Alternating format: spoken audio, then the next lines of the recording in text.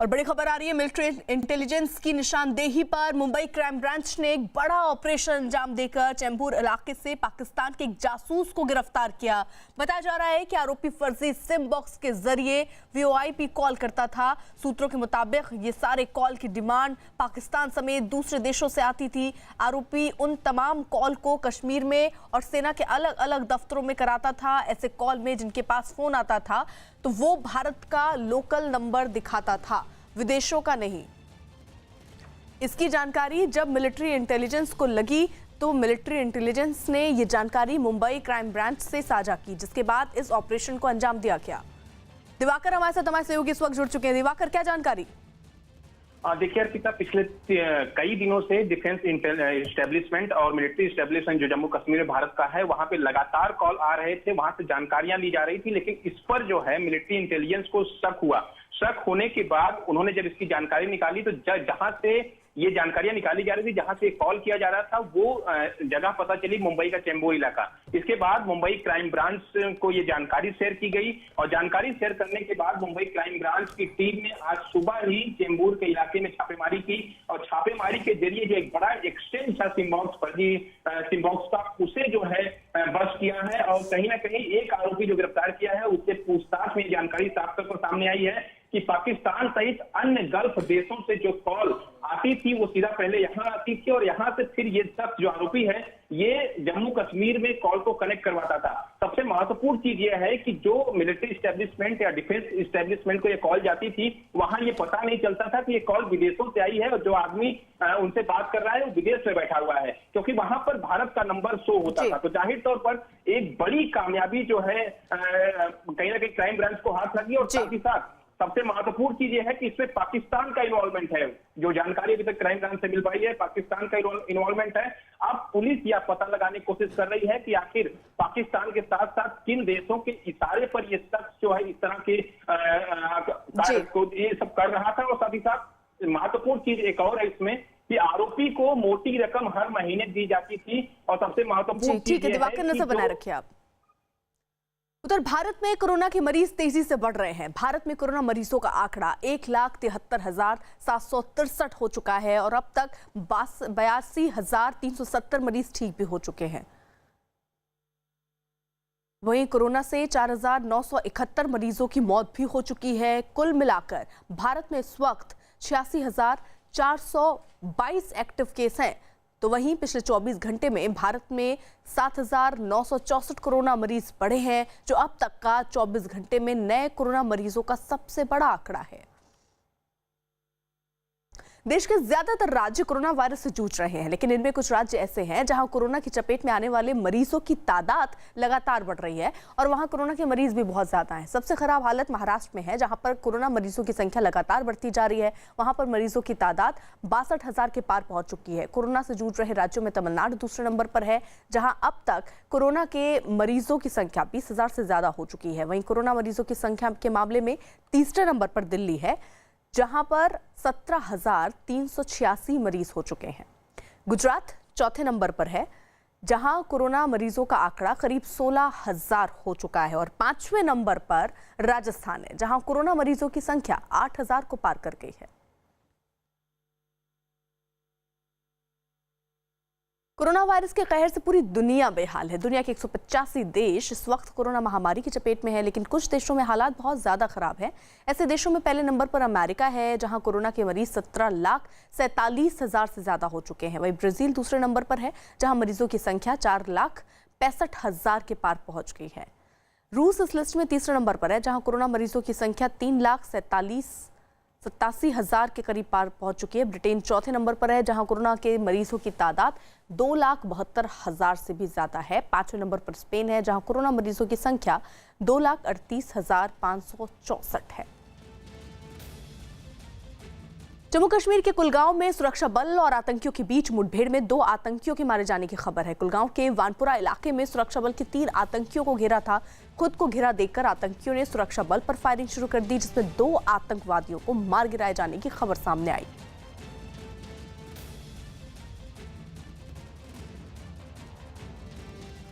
Corona के मरीजों की संख्या बढ़ने के बाद दिल्ली के पास गाजियाबाद बॉर्डर को एक बार फिर सील कर दिया गया। इस बीच दिल्ली यूपी बॉर्डर पर लॉकडाउन के बीच पुलिस सख्ती से चेकिंग करती नजर आई। पास के बगैर लोगों को बॉर्डर पार करने की इजाजत नहीं दी जा रही है। वहीं बाइक से जाने वालों से भी नियमों का पालन करवाया जा रहा है। बाइक पर एक को ही बैठने की अनुमति है। ऐसे में 2 लोगों की बाइक पर होने की हालत में चालान काटा जा रहा है। चेकिंग की वजह से सड़क पर गाड़ियों की लंबी लाइन लगी दिखी।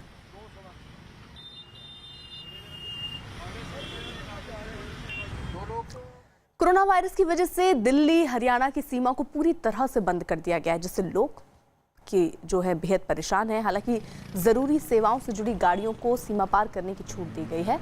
इस दौरान गुरुग्राम से दिल्ली की तरफ जा रही गाड़ियों की सड़क पर लंबी कतार नजर आई।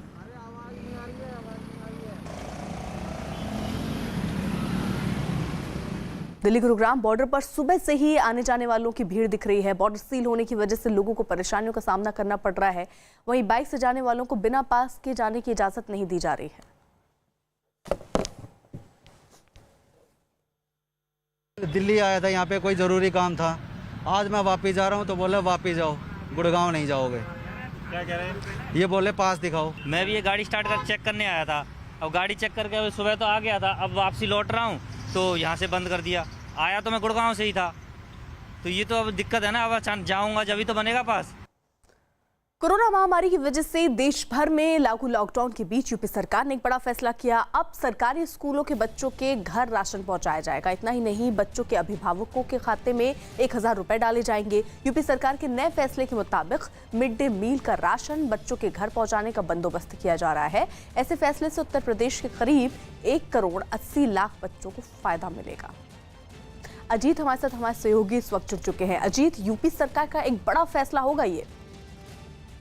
देखिए, बिल्कुल अर्पिता, एक के बाद एक उत्तर प्रदेश के सीएम फैसले ले रहे हैं, क्योंकि लॉकडाउन की वजह से जो कंडीशन आ रही, स्कूल खुल नहीं रहे, कॉलेज खुल नहीं रहे, तो अब जो प्रमुख सचिव शिक्षा है उनकी तरफ से, रेणुका कुमार की तरफ से आदेश जारी किया गया है कि अब जितने भी बच्चे सरकारी स्कूलों में पढ़ते हैं उनके अभिभावकों के खाते में 1,000 रुपए भेजे जाएंगे।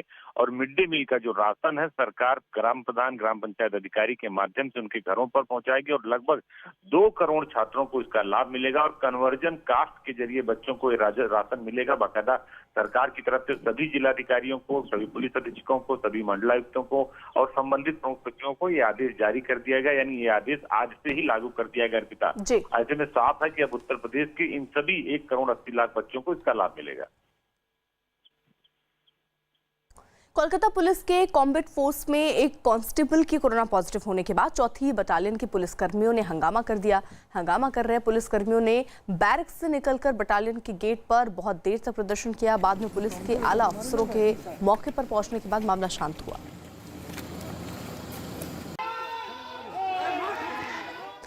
महाराष्ट्र के पुणे में काशीबाई नवले अस्पताल के स्वास्थ्य कर्मचारियों ने नाराज होकर प्रदर्शन कर दिया। अस्पताल के परिसर में स्वास्थ्य कर्मी एकजुट होकर धरने पर बैठ के प्रदर्शन कर रहे कर्मचारियों ने अस्पताल प्रशासन पर पिछले 6 महीने से वेतन नहीं देने का आरोप लगाते हुए नाराजगी जताई। कोरोना के संकट के बीच बड़ी संख्या में स्वास्थ्य कर्मी जो हैं वो वेतन की मांग करते हुए यहाँ प्रदर्शन करते नजर आए।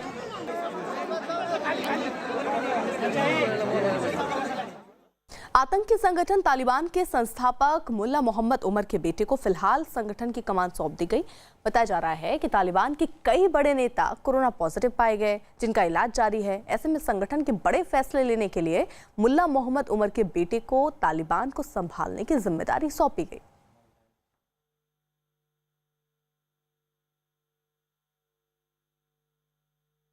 उधर पश्चिम बंगाल के आसनसोल में लॉकडाउन की वजह से दूध के कारोबार से जुड़े लोगों ने परेशान होकर दूध सड़क पर फेंककर प्रदर्शन किया। दूध के कारोबारियों के मुताबिक लॉकडाउन में दूध की मांग कम हो गई है और ऐसे में उन्हें केंद्र और राज्य सरकार की तरफ से कोई सुविधा भी नहीं मिल रही। दूध के कारोबार से जुड़े लोगों ने सरकार से मदद की मांग की और मदद नहीं मिलने पर आंदोलन को पूरे राज्य में बढ़ाने की चेतावनी दी है।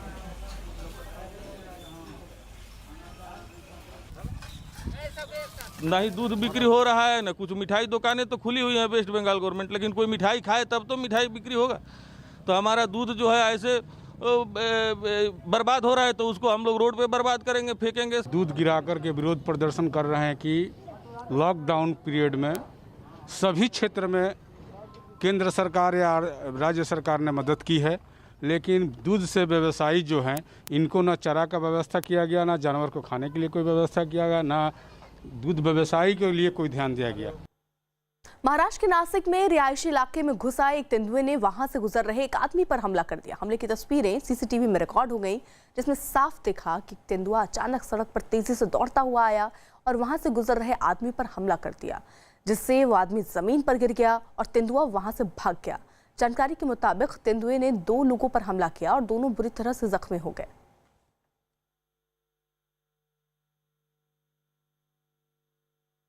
हम सर्च कर रहे हैं सब, और सर्च करते करते रात में तो एसएसके में भी एसएसके से आया था। उसके बाद में अपना सुयस हॉस्पिटल है, उसके सिक्योरिटी गार्ड ने देखा था और वो सिक्योरिटी गार्ड उसका जी बचा के भाग गया। फिर बाद में 5:30 बजे कंट्रोल रूम का फ़ोन आया कि राज शास्त्री की तरफ 2 लोगों को उसने अटैक किया, 2 लोगों को। फिर उसके बाद थोड़े बड़ा है, उन लोगों ने बताया कि हमारे तरफ तो बिबटे के निशान है, तो हम हमारी पूरी टीम हम गए वहाँ पे, और उसके बाद वो उसके पूरे निशान वो आर्मी के जंगल की तरफ गए हैं। उधर उत्तराखंड के उत्तरकाशी में भी एक तेंदुआ एक गांव में घुस आया और गांव के कुछ लोगों पर हमला कर दिया। इसके बाद लोग हाथ में लाठियां लिए तेंदुए के पीछे भागे। इस बीच तेंदुए और लोगों का आमना सामना हो गया और एक आदमी ने तेंदुए को लाठी से मारा तो वो तेजी से वहां से भाग निकला। तेंदुए के लोगों पर हमला करने से इलाके में दहशत फैल गई।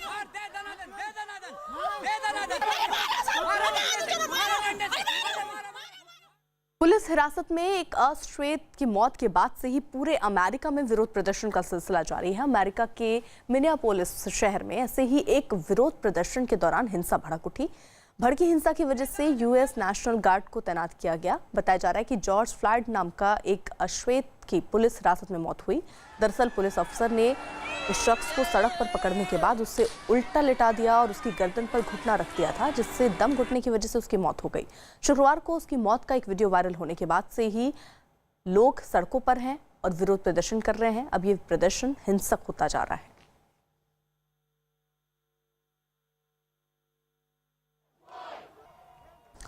मुंबई के Lokmanya Tilak terminus railway station पर प्रवासी मजदूरों की भीड़ जुटी नजर आई। बड़ी तादाद में ये मजदूर अपने परिवार के साथ रेलवे स्टेशन के बाहर खड़े दिखाई दिए। भीड़ में महिलाएं और छोटे बच्चे भी शामिल थे। इस दौरान वहां मौजूद लोगों ने सोशल डिस्टेंसिंग का पालन नहीं किया और वहीं कई लोग ऐसे भी थे जिन्होंने मास्क लगाना भी जरूरी नहीं समझा। हालांकि वहां पर मौजूद पुलिस वालों ने लोगों को समझाने की कोशिश की, लेकिन इसका भीड़ पर कोई असर होता हुआ नजर नहीं आया।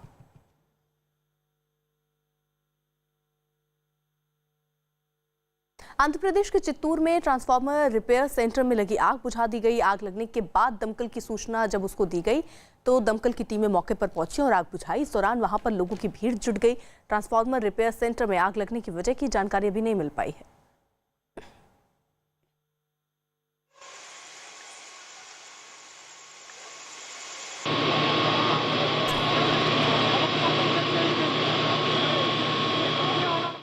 पीएम मोदी ने देश को आत्मनिर्भर बनाने का संकल्प लिया। पीएम मोदी ने आज अपने दूसरे कार्यकाल का पहला साल पूरा होने पर एक ऑडियो संदेश जारी किया, जिसमें उन्होंने कहा कि भारत को अपने पैरों पर खड़े होने के लिए अपने ही बलबूते पर चलना होगा, तभी आत्मनिर्भर बनेंगे। अपने संदेश में पीएम मोदी ने कहा कि कोरोना से जीतने के लिए सामूहिक प्रयास करने होंगे और कोई भी आपदा या विपत्ति नहीं, बल्कि 130 करोड़ भारतीय ही अपना वर्तमान और भविष्य तय करेंगे। इन परिस्थितियों में आज यह चर्चा भी बहुत व्यापक है कि भारत समेत तमाम देशों की अर्थव्यवस्थाएं कैसे उभरेंगी, लेकिन दूसरी ओर ये विश्वास भी है कि जैसे भारत ने अपनी एकजुटता से कोरोना के खिलाफ लड़ाई में पूरी दुनिया को अचंभित किया है, वैसे ही आर्थिक क्षेत्र में भी हम नई मिसाल कायम करेंगे। 130 करोड़ भारतीय अपने सामर्थ्य से आर्थिक क्षेत्र में भी विश्व को चकित ही नहीं बल्कि प्रेरित भी कर सकते हैं। आज समय की मांग है कि हमें अपने पैरों पर खड़ा होना ही होगा, अपने बलबूते पर चलना ही होगा, और इसके लिए एक ही मार्ग है, आत्मनिर्भर भारत। अभी हाल में आत्मनिर्भर भारत अभियान के लिए दिया गया 20 लाख करोड़ रुपए का पैकेज इसी दिशा में उठाया गया एक बड़ा कदम है। यह अभियान हर एक देशवासी के लिए, हमारे किसान, हमारे श्रमिक, हमारे लघु उद्यमी, हमारे स्टार्टअप से जुड़े नौजवान, सभी के लिए नए अवसरों का दौर लेकर आएगा। भारतीयों के पसीने से, परिश्रम से और उनकी प्रतिभा से बने लोकल उत्पादों के दम पर भारत आयात पर अपनी निर्भरता कम करेगा और आत्मनिर्भरता की ओर आगे बढ़ेगा। मोदी सरकार के दूसरे कार्यकाल का 1 साल पूरा होने पर बीजेपी अध्यक्ष जेपी नड्डा ने भी पीएम मोदी के नेतृत्व की तारीफ करते हुए कहा कि पीएम मोदी के नेतृत्व में देश आत्मनिर्भरता की ओर बढ़ रहा है। जब लॉकडाउन किया गया तो उस समय कोरोना की टेस्टिंग फैसिलिटी सिर्फ 10,000 थी पर डे, आज 1,60,000 टेस्टिंग फैसिलिटी हो गई है। उसी तरीके से उस समय हमारे पास पीपीई किट्स की कमी थी, लेकिन आज लगभग 600 उद्यमी हमारे देश के लगभग 4,50,000 PPE kits, personal protection equipment kits, उसके जो किट्स हैं वो आज 4,50,000 प्रतिदिन बन रहे हैं। यह परिस्थिति आकर के खड़ी हुई है। उसी तरीके से वेंटिलेटर्स, 60,000 वेंटिलेटर्स का प्रावधान किया गया है, जिसमें से 58,000 वेंटिलेटर्स भारत में ही बन रहे हैं। यह है आत्मनिर्भर भारत की पहचान जिसको उन्होंने बनाया है। और इसमें से 50,000 वेंटिलेटर्स पीएम केयर फंड के फंड से खरीदे जा रहे हैं। इसको भी हमको ध्यान में रखना चाहिए। और इसी बीच बड़ी खबर आ रही है, प्रधानमंत्री नरेंद्र मोदी और गृह मंत्री अमित शाह के बीच महत्वपूर्ण बैठक खत्म हो गई है। सूत्रों से मिली जानकारी के मुताबिक लॉकडाउन को लेकर पीएम मोदी और गृह मंत्री के बीच ये चर्चा हुई है, जो अब खत्म हो गई है। अमित पांडे हमारे साथ, हमारे सहयोगी इस वक्त जुड़ चुके हैं। अमित, कुछ जानकारी मिल पा रही है कि इस बैठक में किन किन विषयों पर चर्चा हुई और कुछ अभी तय हो पाया कि आगे क्या होगा लॉकडाउन को लेकर? देखिए, 31 मई के बाद के हालात पर कैसे दिशा निर्देश जारी किए जाएंगे, इस बात को लेकर पीएम और गृह मंत्री के बीच चर्चा हुई है। और 2 दिन के भीतर लगातार ये दूसरी बैठक है और तमाम जितने भी स्टेक होल्डर्स हैं, गृह मंत्रालय चूंकि वही एक नोडल एजेंसी है जो गाइडलाइंस इशू करती है, तो अब उन्होंने सबसे मशविरा कर लिया है। उसका फीडबैक पीएम को दिया गया है और संभवतः इसी को लेकर यहाँ पर चर्चा हुई थी। और राज्यों को ज्यादा अधिकार दिए जाएंगे और किस तरीके से कोरोना वायरस संक्रमण के रोकथाम के लिए और ज्यादा प्रभावी कदम उठाए जाएं, इस पर ये चर्चा हुई। इसी बीच चर्चा में शामिल होने के लिए कुछ खास मेहमान इस वक्त हमारे साथ जुड़ रहे हैं। हमारे सहयोगी भी होंगे। अनिला सिंह बीजेपी सबसे थोड़ी देर में हमारे साथ जुड़ेंगी। अंशुल अभिजीत कांग्रेस से इस वक्त हमारे साथ जुड़ चुके हैं। अमिताभ सिन्हा हमारे सहयोगी होंगे न्यूज रूम से थोड़ी देर में, और रवि हमारे साथ, हमारे सहयोगी इस वक्त जुड़े हुए हैं। सबसे पहले मैं आगे बढ़ूं, सबसे पहले रुख रवि का कर लेती हूँ। रवि, जो 1 साल ये बीता है और जिस तरीके की तैयारी है, क्योंकि प्रधानमंत्री नरेंद्र मोदी कह रहे हैं कि लड़ाई अभी बहुत आगे बढ़नी है, मतलब लड़ाई अभी शुरू है, खत्म नहीं हुई है, इसलिए तैयार रहना है सबको। अर्पिता, बिल्कुल आपने सही कहा, क्योंकि एक तमाम ऐसी गतिविधियां जो कोरोना वायरस की वजह से अड़चने आई और जिसका जिक्र खुद जेपी नड्डा ने वर्चुअल प्रेस कॉन्फ्रेंस में किया कि तमाम जो विकास की गति थी उस पर कहीं न कहीं असर ज़रूर पड़ा है। और ये सिर्फ भारत की ही समस्या नहीं है, पूरे विश्व की समस्या है। लेकिन भारत में जिस तरीके से जो आंकड़े हम देखने को मिल रहे हैं वो उतने ज़्यादा नहीं है आबादी के मुकाबले। और दूसरी बात यह है कि ये जो प्रोडक्शन हो रहा है तमाम चीज़ों का, चाहे वो पीपीई किट हो, चाहे N95 मास्क की बात हो, चाहे वेंटिलेटर्स की बात हो, शुरुआती दौर में, क्योंकि लगभग 3 से 4 महीने का वक्त हो गया है, 30 जनवरी को पहला मामला आया था भारत में, केरल में, उसके बाद से ही भारत ने ये तमाम चीज़ें शुरू की। जो शुरुआती दौर में टेस्टिंग की संख्या बहुत कम थी, अब 1 लाख से ज़्यादा उसकी बढ़ाई गई। तो ये चीज़ों का जिक्र है, जो उपलब्धियाँ प्रधानमंत्री, न सिर्फ प्रधानमंत्री बल्कि क्योंकि सरकार के 1 साल पूरे हुए हैं और उसको लेकर जिक्र किया बीजेपी के अध्यक्ष ने वर्चुअल प्रेस कॉन्फ्रेंस में। ठीक है, तो निश्चित तौर पर रवि, मैं आऊंगी आपके पास। हमारे साथ अंशुल अभिजीत जो कि कांग्रेस से हैं, वो भी इस वक्त जुड़े हुए हैं। अंशुल जी, प्रधानमंत्री नरेंद्र मोदी को सुना होगा, उनके ऑडियो को सुना होगा, सरकार की उपलब्धियों को सुना होगा। आपको भी लग रहा है कि सरकार अच्छी दिशा में बढ़ रही है कोरोना को लेकर? अर्पिता जी, बड़ी दुख की बात है। बयानबाजी प्रधानमंत्री जी तो खत्म होती ही नहीं, ये खोखले भाषण से वो कभी थकते नहीं, और इसकी अहमियत क्या है, इसका महत्व क्या है, ये हम नहीं जानते। अब तो बल्कि प्रधानमंत्री जी की ये हिम्मत नहीं हो रही कि वो टेलीविजन पे आए, और नाजरीन इतने क्रोधित हैं कि वो टेलीविजन सेट को तोड़ देंगे उनको देख के। इतनी आलोचना है। अंशुल जी, ऐसा क्यों है? जब प्रधानमंत्री नरेंद्र मोदी टीवी पे आते हैं तो आप कहते हैं अपने आप को प्रमोट करने के लिए आ गए, अब वो नहीं आए तो आप कह रहे हैं टीवी पर नहीं आ रहे हैं। अर्पिता जी, बार बार प्रधानमंत्री जी आत्मनिर्भरता का शब्द इस्तेमाल कर रहे हैं जैसा कोई अटका हुआ रिकॉर्ड हो, बार बार ये कह रहे हैं। मैं फिर एक सवाल पूछना चाहता हूं अर्पिता जी, जो एक महिला जो प्यास से तड़प रही हो, जिसका एक छोटा बच्चा हो, जो ट्रेन की मुसाफिर हो, जो मंजिल दिखाई नहीं दे रही हो, वो आत्मनिर्भर कैसे हो सकती है, ये आप बताइए। ये प्रधानमंत्री ने जवाब क्यों नहीं दिया अपने इस पत्र में? ये जो खोखला पत्र है, खोखले शब्द हैं, ये बयानबाजी है। बहुत करुणा की बात की, हमदर्दी की बात की, लेकिन क्यों नहीं अपना ये संबोधन किया इन लोगों को, ये जो बेबस हैं, जो पीड़ित हैं, इन लोगों को जो ट्रेन में जा रहे हैं। आंकड़े के मुताबिक जो रेलवे प्रोटेक्शन फोर्स है उनके रवि हमारे साथ है। अगर अनिला जी होती तो मैं जवाब ले लेती हूँ उनसे, लेकिन क्योंकि वो अभी जुड़ी नहीं है, इसलिए रवि मेरा आपसे सवाल, जिस तरीके से अंशुल जी कह रहे हैं कि तमाम पत्र जो इन्होंने जो पत्र लिखे उसमें तमाम बातें कही गई हैं, सारी खोखली बातें हैं, यानी कहीं कुछ आंकड़े नहीं दिए गए हैं। आपने भी ये पत्र पढ़ा होगा, कई ऐसी योजनाओं का जिक्र इसमें है, चाहे वो किसानों से जुड़ी हुई योजना हो या और जो उपलब्धियां जो सरकार ने पिछले 1 साल में हासिल की, उनका जिक्र भी इसमें किया गया है। क्या ऐसे महत्वपूर्ण पॉइंट्स जिनको इन खत में देखना चाहिए आज? देखिए, महत्वपूर्ण पॉइंट ये है कि प्रधानमंत्री ने एक देश के मुखिया के तौर पर, एक प्रधानमंत्री के तौर पर, एक ऐसे वक्त में जब देश में महामारी है, पूरी दुनिया में महामारी है, और लोगों में कॉन्फिडेंस बढ़ाने के लिए एक मैसेज देने की कोशिश की है कि इस समय तमाम ऐसे लोग हैं जिनको तमाम मुश्किलों का सामना करना पड़ रहा है। तो ऐसे वक्त में न सिर्फ उनको कोरोना महामारी से जुड़ना पड़ रहा है, उनकी हेल्थ से जुड़ना पड़ रहा है, बल्कि आर्थिक जो गतिविधियां हैं उस पर भी असर पड़ा है। तो ये एक महत्वपूर्ण पहलू है कि इससे हम उबर पाएंगे। ये लड़ाई हालांकि लंबी है, लेकिन सामूहिक लड़ाई है, इसमें लोगों का योगदान सबसे जरूरी है। रवि, मैं आ रही हूं। पीएम मोदी के मुताबिक अभी चुनौतियां खत्म नहीं हुई हैं, लेकिन कोई भी विपत्ति देश का वर्तमान और भविष्य तय नहीं कर सकता। देश के सामने चुनौतियां अनेक हैं, समस्याएं अनेक हैं।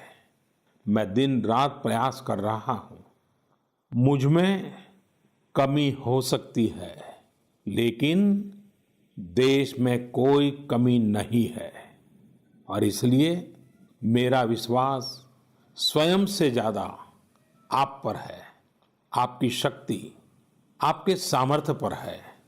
मेरे संकल्प की ऊर्जा आप ही है, आपका समर्थन, आपका आशीर्वाद, आपका स्नेह ही है। वैश्विक महामारी के कारण यह संकट की घड़ी तो है ही, लेकिन हम देशवासियों के लिए यह संकल्प की घड़ी भी है। हमें यह हमेशा याद रखना है कि 130 करोड़ भारतीयों का वर्तमान और भविष्य कोई आपदा या कोई विपत्ति तय नहीं कर सकती। हम अपना वर्तमान भी खुद तय करेंगे और अपना भविष्य भी। हम आगे बढ़ेंगे, हम प्रगति पथ पर दौड़ेंगे, हम विजयी होंगे। और इसी बीच अनिला सिंह भी हमारे साथ जुड़ चुकी हैं बीजेपी से। अनिला जी, आप इससे पहले चर्चा में थी नहीं, लेकिन जिस तरीके से अंशुल जी कह रहे हैं कि ये जो प्रधानमंत्री, पहली बात तो सामने नहीं आए, दूसरी बात उन्होंने जो भी अपने खत में लिखा वो खोखली बातें हैं, उसमें कुछ ऐसे तथ्य भी लिखने चाहिए कि कोरोना से आगे की लड़ाई कैसे लड़ी जाएगी, क्या योजनाएं हैं। सिर्फ आत्मनिर्भर कह देने से क्या देश आत्मनिर्भर बन जाएगा, वो सवाल उठा रहे हैं।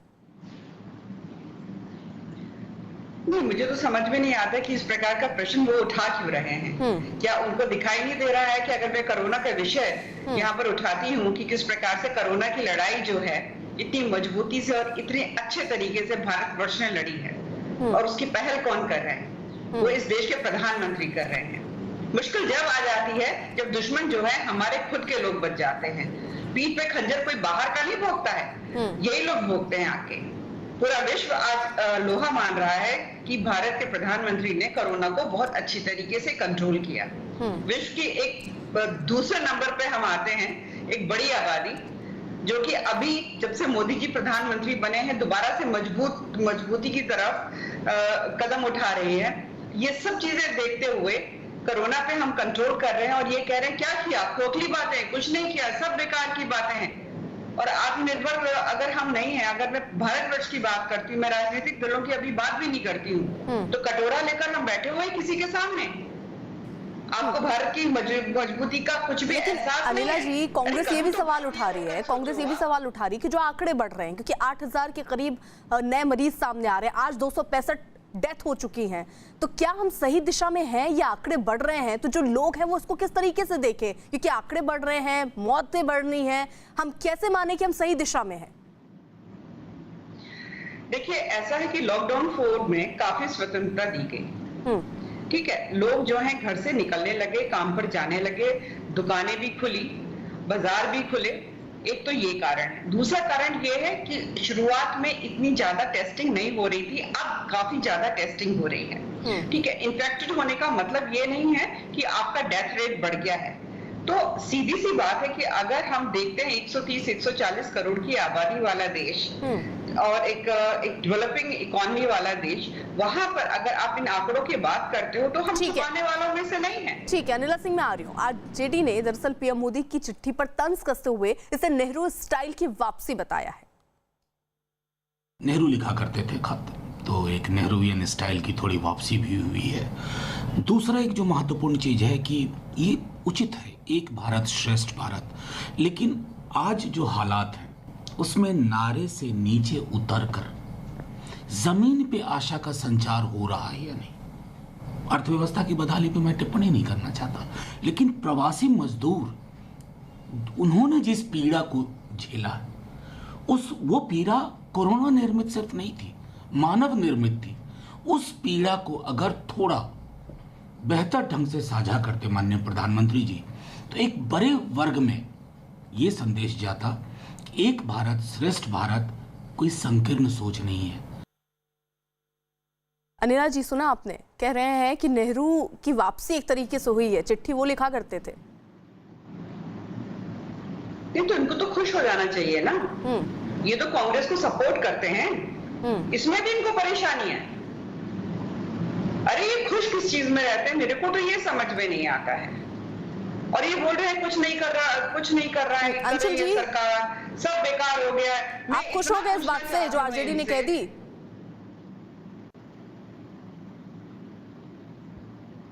जी अभी देखिए ये वक्त है, मैंने अनिला जी की बात सुनी, अनिला जी ने कहा कि कुछ दिखाई नहीं दे रहा। कैसे दिखाई देगा, ये तो जुल्मतों का दौर चल रहा है, सब जगह अंधेरा ही अंधेरा है। और प्रधानमंत्री जी ने भी कहा, एक बात मुझे उनकी सच लगी कि मेरे में बहुत सारी कमियां हैं और एक नहीं अनेक कमियां हैं उनमें, क्योंकि उनको भी दिखाई नहीं दे रहा, संवेदना नहीं है, करुणा नहीं है।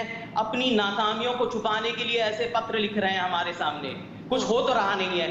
खत पे खत लिखते जाइए, भाषण देते जाइए, बयानबाजी होती जाए, जेपी नड्डा को सुना आपने, लेकिन कोई योजना नहीं है, कोई राष्ट्रीय नीति नहीं है। आप बताएंगे नहीं कि कैसे अंशुल जी, जेपी नड्डा को सुना आपने, उन्होंने जो उपलब्धियों का जिक्र शायद आपको चिट्ठी में ना आपको मिला हो, लेकिन जो प्रेस कॉन्फ्रेंस जेपी नड्डा ने की, काफी चीजें उसमें क्लियर की। उन्होंने बताया कि 50,000 वेंटिलेटर पीएम केयर्स फंड से खरीदे गए और क्या क्या ऐसे कदम उठाए गए, उन्होंने विस्तार से बताया प्रेस कॉन्फ्रेंस में। देखिए, संक्रमित जो मरीज हैं उनकी संख्या बढ़ती जा रही है, आपने खुद कहा, जो मरने वाले हैं उनकी संख्या बढ़ती जा रही है। जो सरकार कह रही है 6 साल में जो उनकी उपलब्धियां थी, वो तो उनकी विफलताओं की गाथा है, एक लंबी गाथा है। एक सेकंड में आ रही हूं। कोरोना के खिलाफ लड़ाई में भी बीजेपी अध्यक्ष जेपी नड्डा ने पीएम मोदी की तारीफ की है, क्या कहा है, जरा सुनिए। भारत ने मोदी जी के नेतृत्व में कोरोना की लड़ाई एक इस तरीके से लड़ी जिसमें भारत की स्थिति संभली हुई रही और बहुत हद तक उसको संभाल के रखा गया है। प्रधानमंत्री मोदी जी ने कोरोना की लड़ाई में जन भागीदारी, जन सहयोग, सबको साथ लेकर के चलना और उसके साथ साथ टाइमली एंड बोल्ड डिसीजंस लेना, ये मोदी जी की खासियत रही है। और इस कारण से हम ये भी देखते हैं कि जहां बड़े महाशक्तिशाली देश जो समस्याओं से घिर गए और वह भी अपने आप को कोरोना के सामने असहाय मानते हैं, वहाँ भारत देश ने कोरोना की लड़ाई इस प्रकार से लड़ी और इस तरीके से उस काम को संभाला। वह दूरदृष्टि थी प्रधानमंत्री जी की, जिसने समय पर लॉकडाउन किया और लॉकडाउन के कारण आज भारत की स्थिति संभली हुई परिस्थिति में हम सबको देखने को मिलती है।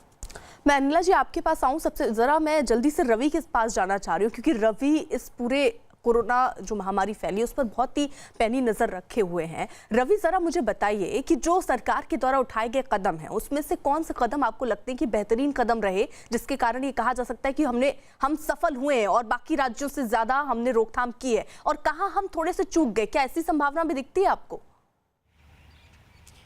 देखिए अर्पिता, सबसे पहली बात यह है कि जो वक्त पर लॉकडाउन का कदम उठाया गया 24-25 मार्च को, और उससे पहले एक दिन का जनता कर्फ्यू का ऐलान किया गया था प्रधानमंत्री की तरफ से।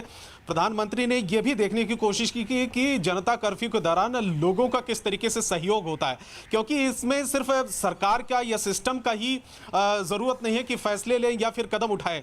इसमें जन भागीदारी की सबसे ज़्यादा ज़रूरत है, लोगों की हिस्सेदारी की सबसे ज़्यादा ज़रूरत है, सोशल डिस्टेंसिंग की सबसे ज़्यादा ज़रूरत है। और यही वजह है कि पहली बार में वक्त रहते ही उन्होंने लॉकडाउन का फैसला किया, और जिसकी वजह से हालांकि लोगों को काफ़ी दिक्कतें तो हुई, लेकिन सबसे पहले उन्होंने यही नारा दिया कि जान है तो जहान है, यानी कि लोगों के हेल्थ के बारे में जो फैसले लिए गए वो सही वक्त पर फैसले लिए गए। ठीक है अंशुल जी, आपको क्या लगता है जो कदम, कौन से ऐसे कदम है जो मोदी सरकार के ठीक लग रहे हैं आपको? सवाल मेरा ध्यान से सुनिएगा, ठीक लग रहे हैं आपको? देखिए, जो गलत लग रहे हैं वही सामने आ रहे हैं, वही दिखाई दे रहे हैं। लॉकडाउन का आपने फायदा नहीं उठाया।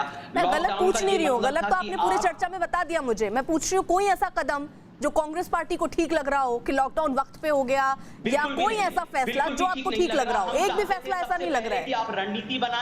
आप रणनीति बनाएं, और जो जनधन है, आपने जनधन तो आप ही की उपलब्धि है, आप कह रहे हैं बार बार जनधन है, उसमें अकाउंट में पैसे गए क्यों नहीं? यानी आप ये जो मुसाफिर हैं हमारे, जो ठीक है अनिला जी, इनके सवाल का जवाब दीजिएगा। मैं आ रही हूँ आपके पास। मोदी सरकार के दूसरे कार्यकाल के 1 साल पूरा होने पर बीजेपी के सांसद राकेश सिन्हा ने कहा कि सरकार की नीतियों से भविष्य के भारत को बुनियादी आधार मिलेगा।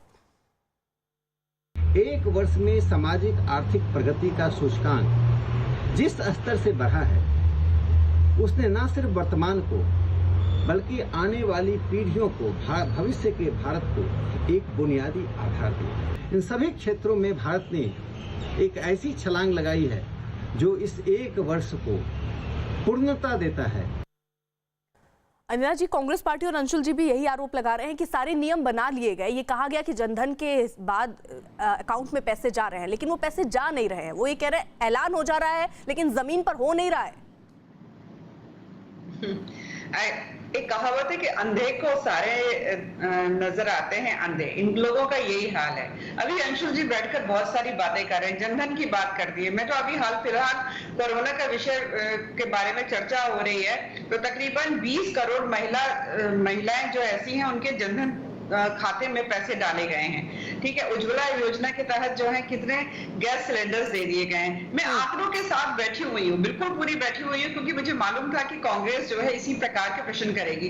परंतु ठीक है, भारतीय जनता पार्टी शासित प्रदेश कुछ नहीं कर रहे हैं, कि इनकी सरकार भी कुछ नहीं कर रही है। तो अंशुल जी मुझे बता दें कि महाराष्ट्र में क्या हाल हो रखा है, उसके बारे में कोई उत्तर दें। राजस्थान में अंशुल जी, अगर अपना घर हम वहाँ आग लगने से बचा लेते तो हम दूसरे घर को झांकेंगे ना कि वहाँ आग लगी है कि नहीं लगी। उन्होंने क्या किया, हम अपनी आग तो बुझा नहीं पाए।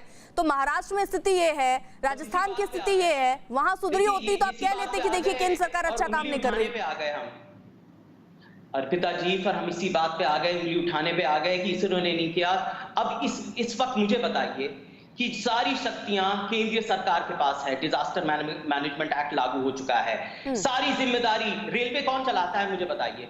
रेलवे कौन राज्य चलाता है? वो केंद्र सरकार की जिम्मेदारी है। ट्रेन नहीं मिल रही है ना आपको अंशुल जी, लेकिन महाराष्ट्र नंबर 1 क्यों है? वहां पे कोरोना के पेशेंट सबसे ज्यादा क्यों है? ये किसकी जिम्मेदारी? केंद्र की? नहीं, तो उसकी तो बहुत सारी वजह थी। वहां पर अंतरराष्ट्रीय मुसाफिर आए, वहां पर फैल गया। लेकिन एक बात मैं ये कहना चाहता हूं कि ये जो यहाँ पर जो नागरिक फंसे हुए थे, जो हमारे प्रवासी नागरिक, जो श्रमिक फंसे हुए थे, उनको पहचाने की जिम्मेदारी तो केंद्र सरकार की है।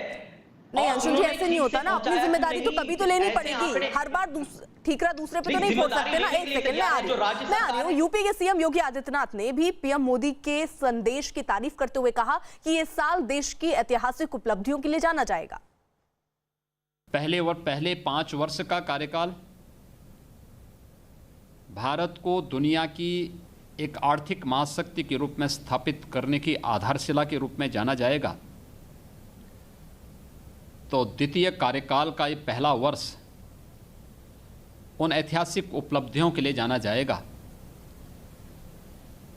जिसकी वर्षों से, दशकों से, सदियों से प्रत्येक भारतीय जनमानस में अभिलाषा थी। एक ऐसा भारत जो एक भारत हो और श्रेष्ठ भारत हो। अंशुल जी, योगी आदित्यनाथ जिस तरीके से कह रहे हैं, सहमत हैं आप उनकी बात से? तो फिर बड़ी बातें, इसका हकीकत से क्या ताल्लुकात है, मैं जानना चाहता हूं। क्या कदम उठाए जा रहे हैं, क्या रणनीति है, क्या यूपी सरकार कर रही है? आप जानते हैं क्या हुआ बसों के कारण। पहले यूपी सरकार ने वो अनुमति नहीं दी, बस नहीं आ पाई, और जो मुसाफिर थे, जो पीड़ित थे, जो बेबस थे, वहीं रह गए। तो ये आप बताइए कि क्या रणनीति है? ऐसे बड़े बयान देने से फायदा क्या है इस वक्त? ये उसके बाद उनसे पैसे किसने मांग लिए? अनिला जी, ठीक है, एक सेकंड अंशुल जी। अनिला जी, नहीं, मुझे वाकई में तरस आ रहा है, अंशुल जी पे तरस आ रहा है। या तो इनको बिल्कुल भी ज्ञान नहीं है, या जानबूझकर ये अज्ञानी बन रहे हैं। लगातार केंद्र सरकार जो है राज्य सरकारों के साथ मिलकर कदम उठा रही है।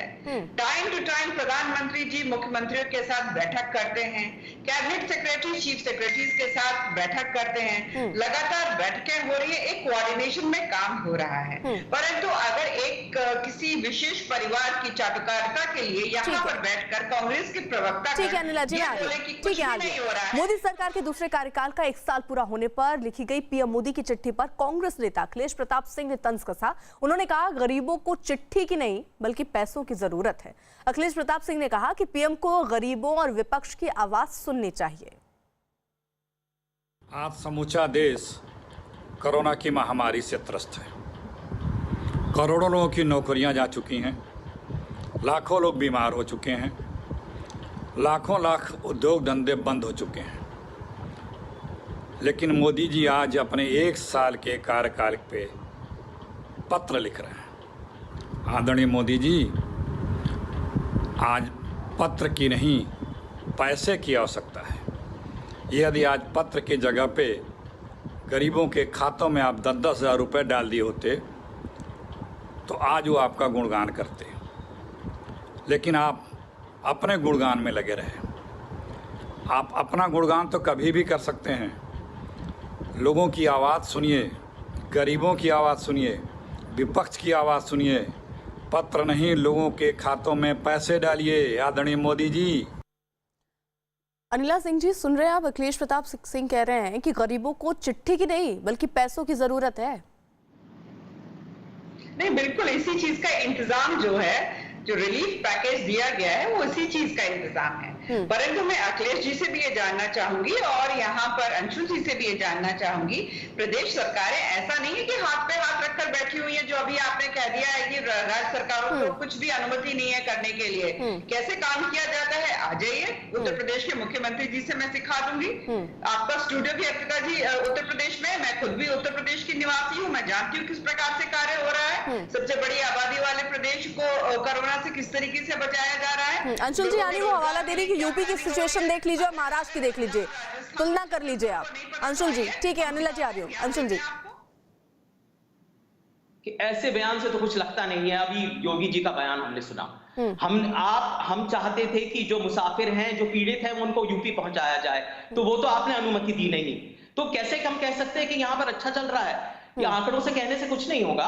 आपको हकीकत जमीन पे काम करना होगा। हमारी ये मांग है कि आप तत्काल 10,000 रुपए सबके लोगों के बैंक अकाउंट में, जो गरीब हैं, जो पीड़ित हैं, जो बेबस हैं। लेकिन अंशुल जी, उनके यही सवाल पहुंचाइए। बीजेपी कर रही है और यही सवाल उठ रहा है कि वो पैसे कब तक मिलेंगे, क्योंकि प्रधानमंत्री नरेंद्र मोदी ये कह रहे हैं, बीजेपी ये कह रही है कि हम अब लोगों को इस तरह से रोजगार दे रहे हैं ताकि वो हर महीने कमा पाए। 10,000 केवल एक महीने की बात नहीं है, कब तक देते रहेंगे, ये एक बड़ा सवाल बीजेपी पूछ रही है। फिलहाल वक्त की कमी है, आप सभी का बहुत बहुत शुक्रिया। बढ़ रहे हैं आगे।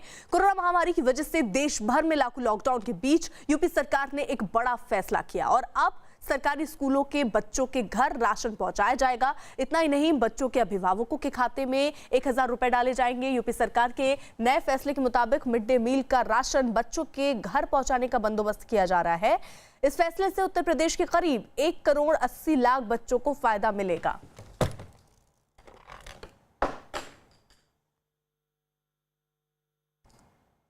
पश्चिम बंगाल के आसनसोल में लॉकडाउन की वजह से दूध के कारोबार से जुड़े लोगों ने परेशान होकर दूध सड़क पर फेंककर प्रदर्शन किया। दूध के कारोबारियों के मुताबिक लॉकडाउन में दूध की मांग कम हो गई थी और ऐसे में उन्हें केंद्र और राज्य सरकार की तरफ से कोई सुविधा भी नहीं मिली। दूध के कारोबार से जुड़े लोगों ने सरकार से मदद की मांग की और मदद नहीं मिलने पर आंदोलन को पूरे राज्य में बढ़ाने की चेतावनी दी। ना ही दूध बिक्री हो रहा है, ना कुछ मिठाई दुकानें तो खुली हुई हैं वेस्ट बंगाल गवर्नमेंट, लेकिन कोई मिठाई खाए तब तो मिठाई बिक्री होगा। तो हमारा दूध जो है ऐसे बर्बाद हो रहा है तो उसको हम लोग रोड पे बर्बाद करेंगे, फेंकेंगे। दूध गिरा कर के विरोध प्रदर्शन कर रहे हैं कि लॉकडाउन पीरियड में सभी क्षेत्र में केंद्र सरकार या राज्य सरकार ने मदद की है, लेकिन दूध से व्यवसायी जो हैं इनको ना चारा का व्यवस्था किया गया, ना जानवर को खाने के लिए कोई व्यवस्था किया गया, ना दूध व्यवसायी के लिए कोई ध्यान दिया गया। मुंबई के Lokmanya Tilak terminus railway station पर प्रवासी मजदूरों की भीड़ जुटी नजर आई। बड़ी तादाद में ये मजदूर अपने परिवार के साथ रेलवे स्टेशन के बाहर खड़े दिखाई दिए। भीड़ में महिलाएं और छोटे बच्चे भी शामिल थे। इस दौरान वहां मौजूद लोगों ने सोशल डिस्टेंसिंग का पालन भी नहीं किया और कई लोग ऐसे में नजर आए जिन्होंने मुंह पर मास्क भी नहीं लगाया था। इस बीच वहां मौजूद पुलिस वालों ने लोगों को समझाने की कोशिश की, लेकिन इसका कोई असर भीड़ पर नहीं पड़ा। कोलकाता पुलिस के कॉम्बैट फोर्स में एक कांस्टेबल के कोरोना पॉजिटिव होने के बाद 4थी बटालियन के पुलिसकर्मियों ने हंगामा कर दिया। हंगामा कर रहे पुलिसकर्मियों ने बैरक से निकलकर बटालियन के गेट पर बहुत देर तक प्रदर्शन किया। बाद में पुलिस के आला अफसरों के मौके पर पहुंचने के बाद मामला शांत हुआ।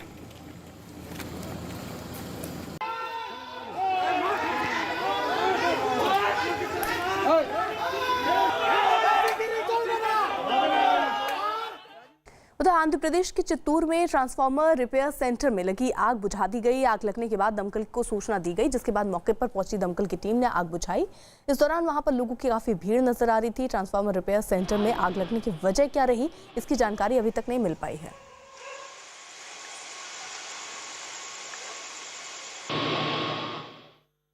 भारत में कोरोना के मरीज तेजी से बढ़ रहे हैं। भारत में कोरोना मरीजों का आंकड़ा 1,73,763 हो चुका है और अब तक 82,370 मरीज ठीक भी हो चुके हैं। वहीं कोरोना से 4,971 मरीजों की मौत भी हो चुकी है। कुल मिलाकर भारत में इस वक्त 86,422 एक्टिव केस हैं। तो वहीं पिछले 24 घंटे में भारत में 7,964 कोरोना मरीज बढ़े हैं, जो अब तक 24 घंटे में नए कोरोना मरीजों का सबसे बड़ा आंकड़ा है।